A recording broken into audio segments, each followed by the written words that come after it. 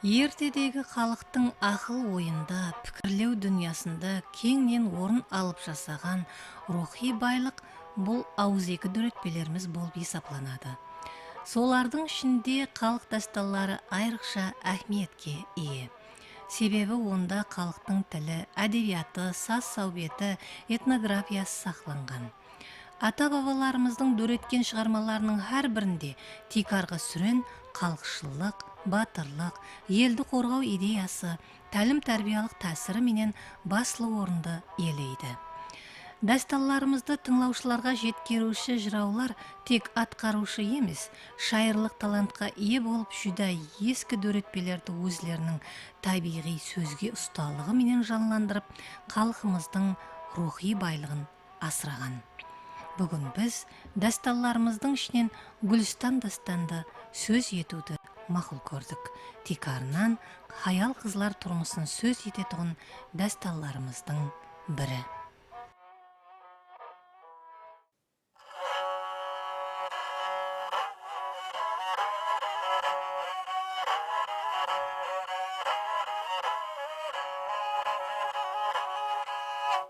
Ане Айдархан қайран болып, жан жағына қарады, қазыдан елдің амалығын сұрады. Хан алдында қазы ишан, патшаның алдында өксіп йығлады.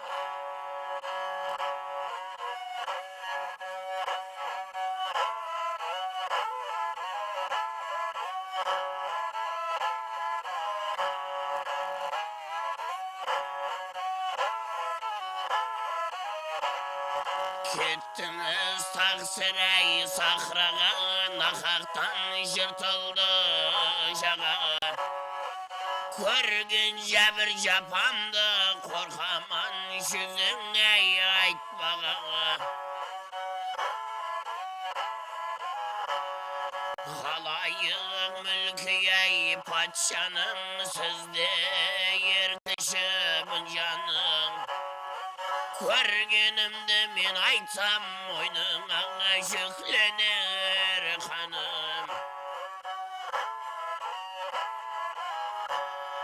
Кетеді жүрегіңді жарып, қалмасын кеуліңе қабарып. Қанымды кешсең айтайын, айталмай тұрман әй, аузым барып.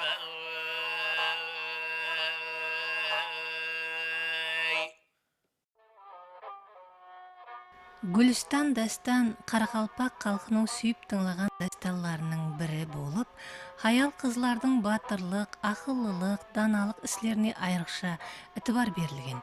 Онда мифологиялық, фантастикалық вақиялар басым орынды иелейді. Дастанды 1973 жылы филология ілімдерінің кандидаты Жалғас Қошниязов Қияш жыраудан жазып алған. Дастанның мазмұнында әр түрлі дәуірдің уақиясы, түсініктері ұшырасады. Қарақалпақ халық дастандарының ең асыл түрлерінің бірі Гүлстан дастаны. 1973 жылы Қияш жырау Қайратиновтан жазылып алынған еді. Бұл дастан Қарақалпақ фольклорының 20 томлығында һәм Қарақалпақ фольклорының 100 томлығында 2 рет жарық көрді. Әзір қолжазба варианты электрон вариантымен қоса Өзбекстан Республикасы Ілімдер Академиясы Қарақалпақстан бөлімі кітапханасының қолжазбалар фондында сақтаулы тұрыпты.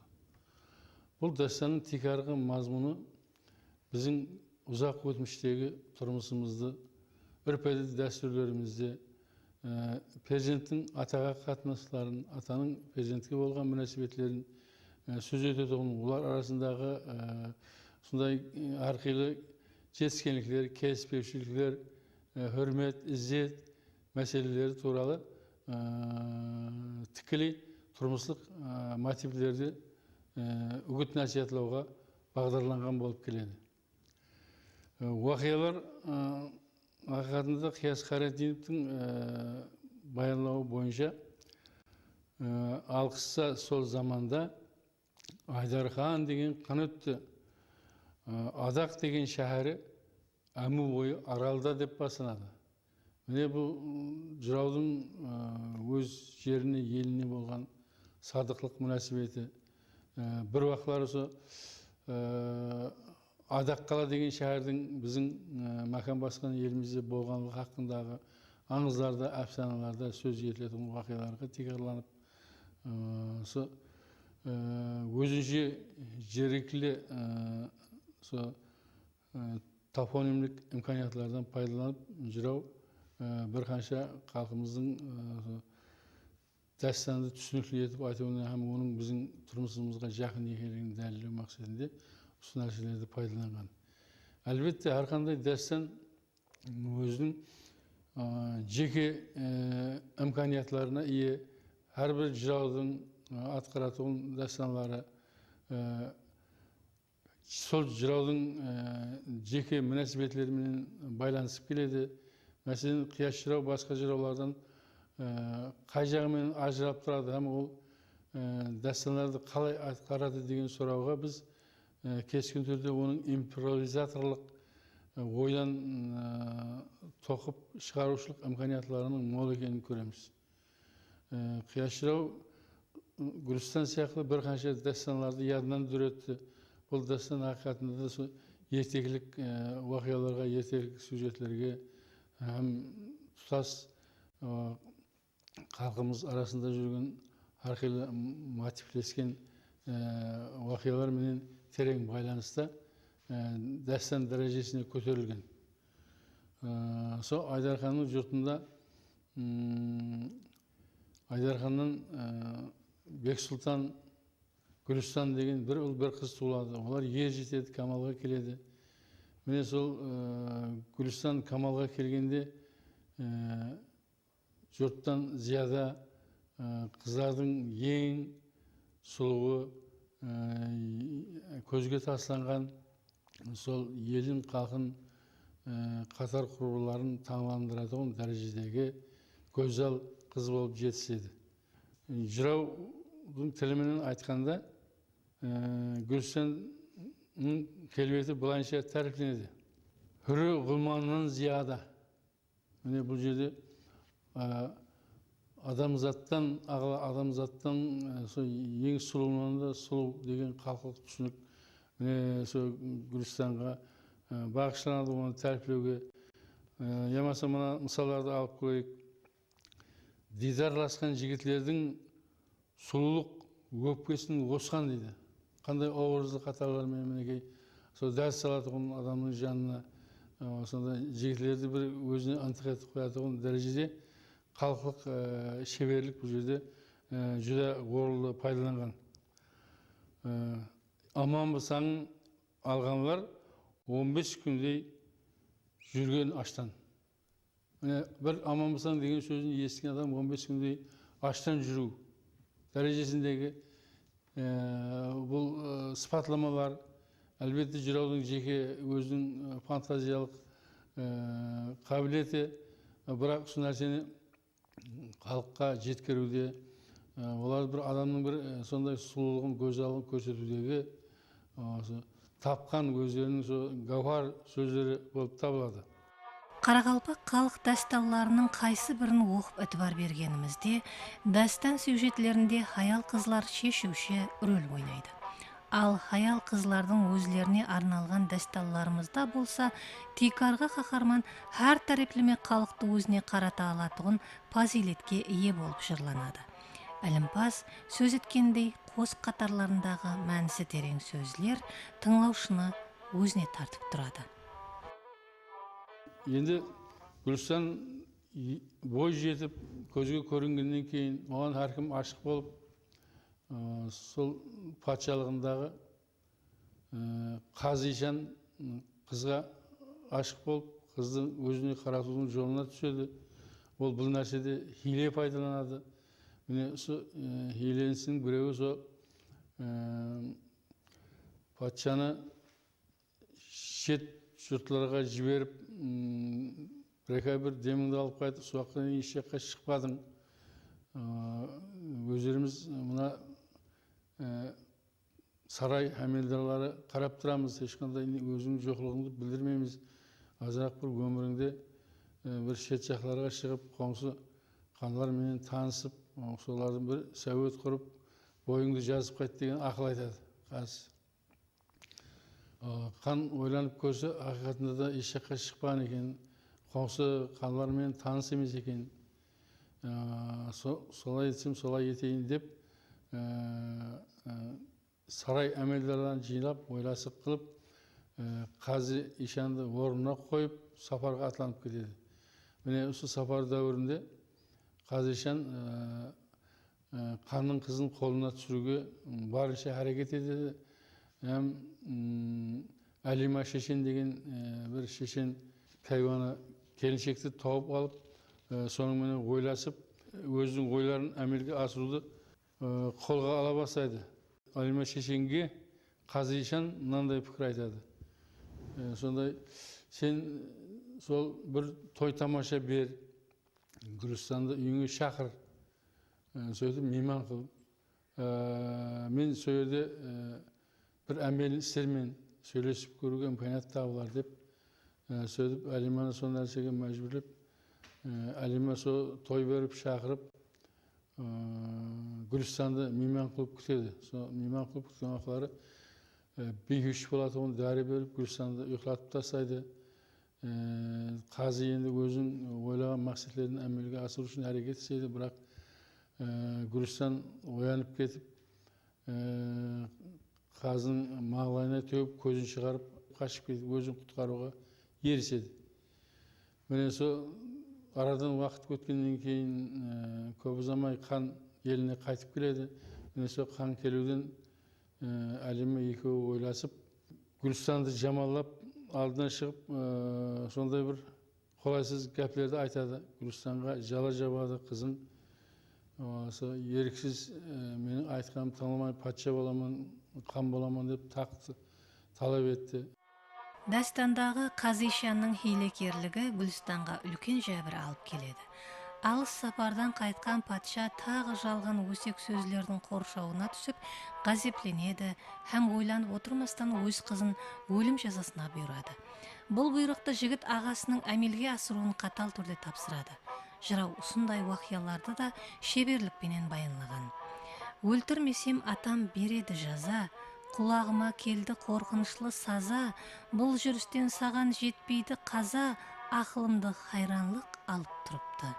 Кем-кемнен қайғымның қырманы тасып, атамыз сілтеген жолдан адасып, әжеп тәуір саудаларға ұшырасып, ағаң ақыл естен танып тұрыпты.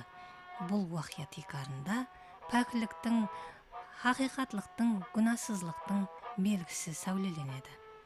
Бұл жерде ағасының қарындасына болған ықыласы өз-өзіне сондай бір жақсы ұйқастармен, жақсы теріліп айтылған сөздермен берілген, жүре тәсіршең қатарларға ие.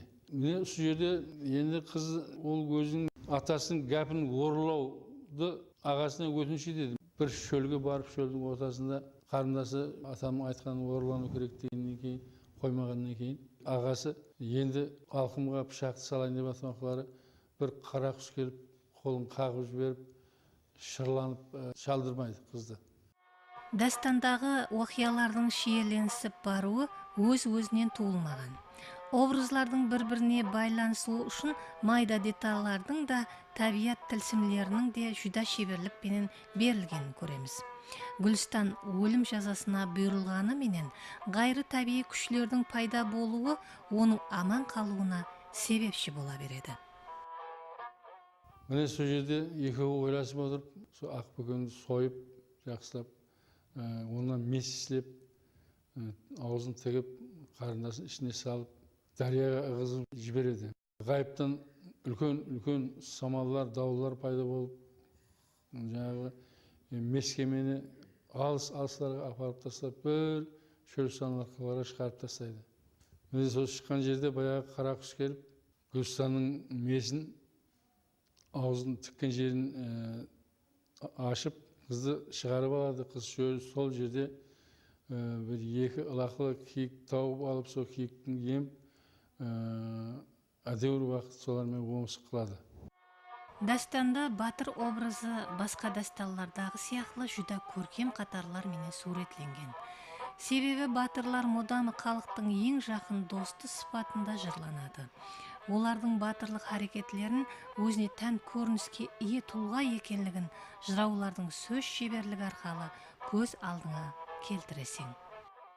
Bir күні сол таңда дауыл болып үргін ұрып, бір қиямет қайымның болып жатқан уақытында алысқа қараса, сол жаңағы емізген киігін қуып келатқан бір адамға ұшырасады. Міне сол адам жаңағы киік қыздың алдына келген уақытлары сол адамға қараса батыр екен. Ол бір басқа бір елдің патшасының батыры Гүлдархан деген батыр екен. Енді сол батырдың портретін беруде де шебер пайдаланған сөздердің батырдың портретін беруде жыраудың өзіншелік бір сол батырға болған қатынасы әм халқылық түсінікпенен сіңісіп кеткен, халқылық ой пікірменен қарысып кеткен сөздерді тапқанлығы бұл айрықша сөз гауһарының бір жаңалы көріністерін беру мүмкінетіне ие. Гүлдархан батырмен танысқаннан кейін Гүлдархан батырға тұрмысқа шығады, һәм онан 2 балалы болады. Сөйтіп жүргенде Гүлстан елін сағынып, еліне қайтуды, еліне барып ата-анасын көріп қайту керектігін күйеуіне білдіреді. Міне сонан кейін Гүлдархан яқшы барсаң барып қайт деп қасына 7 қызды қосып, һәм Қараман деген батырдың қосып бірге жібереді. Міне сол жолда келатқанда Қараман Гүлстанға ашық болып, айнып, жамалық істейді. Бірақ Гүлстан бұл уақытта да өзінің сабырлығы, тағатылығы, ақыллығы нәтижесінде бұнан hem құтылып, қашып кетуге ерішеді. Міне Қараман еліне қайтып барып, Гүлстанда күйеу жұртына жамалап барады. Бірақ Гүлстан өзінің еліне келіп шетінде күлікшілік киімді киіп, ел шетінде тезектеріп жүре береді. Бірақ ата-анасына барып өзінің кім екенлігін таныстыруға батылып бармайды. Себебі ақиқатлық жүзеге шығу керек. Халықтың дәстүрі аяқ асты болмау керек. Міне осы нәрсе жыраулар қатал өзінің ітібарында сақлап сөздерімен беруге ерішеді.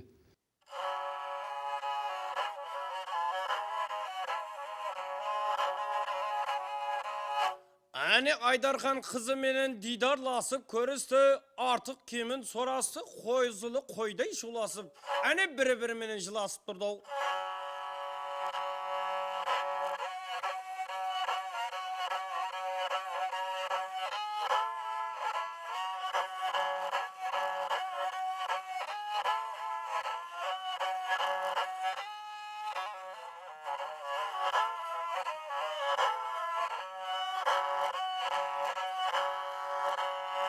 Kapılda düşmanın otuna yandım, mirimsizlik karasına boyaldım. Gözüme bir körset düşmanlarında, av halımda kızınım yana tanıdım.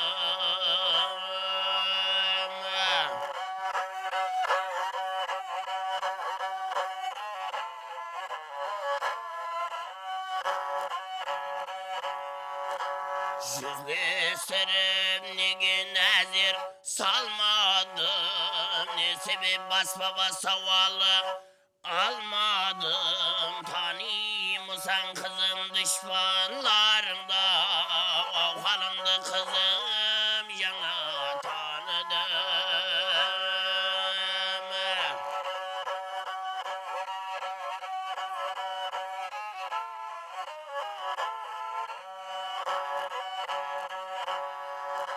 Özüm tanıp çıkar suygun dostundu, düşmandı kopatla salın kışındı. Kızım ömrüngді zaya kılıp pan, orazman kolundan kesin basın der.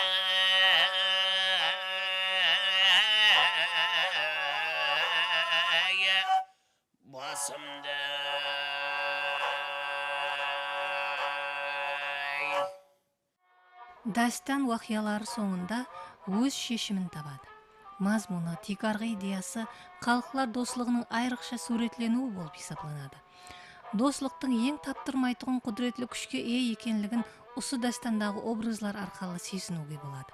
Hər бір дастанның мазмун мағанасы өтміштегі халықтың тілек арманлары менен рухи халаты менен баянланған.